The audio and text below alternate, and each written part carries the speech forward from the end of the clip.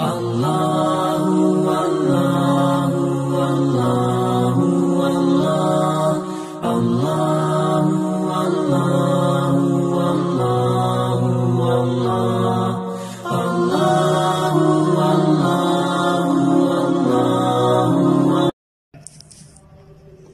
طرح اگر ہم بات کریں عورتوں کے اعتکاف کی، تو عورتوں کے اعتکاف میں عورتوں کے لیے اعتکاف کی جگہ گھر کی مسجد ہے۔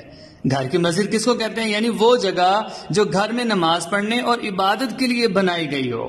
اگر گھر میں ایسی کوئی جگہ مخصوص نہیں ہے تو اعتکاف سے پہلے ایسی جگہ کوئی مخصوص کر لینی چاہیے کہ یہ جگہ، اس جگہ پر میں اعتکاف کروں گی، چاہے وہ کوئی کمرہ ہو، چاہے برآمدہ ہو، جس جگہ پر بھی نیت کر لی وہاں پر اعتکاف کرنا ہے۔ اگر نمازی کی مستقل جگہ بنانا ممکن نہ ہو تو گھر کے کسی حصے کو عارضی طور پر مخصوص کر کے وہاں اعتکاف کر سکتی ہے۔ اسی طرح اگر عورت شادی شدہ ہو تو اعتکاف کے لیے شوہر سے اجازت لینا ضروری ہے۔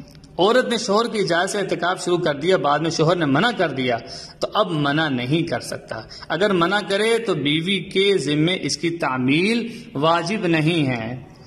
اسی طرح اگر کسی عورت نے اعتکاف شروع کر دیا، پھر اعتکاف کے درمیان اس کو ماہواری شروع ہو گئی تو وہ فوراً اعتکاف چھوڑ دے، اور وہ اس دن اعتکاف چھوڑا ہے، صرف اس دن کی قضا اس پر لازم ہوگی۔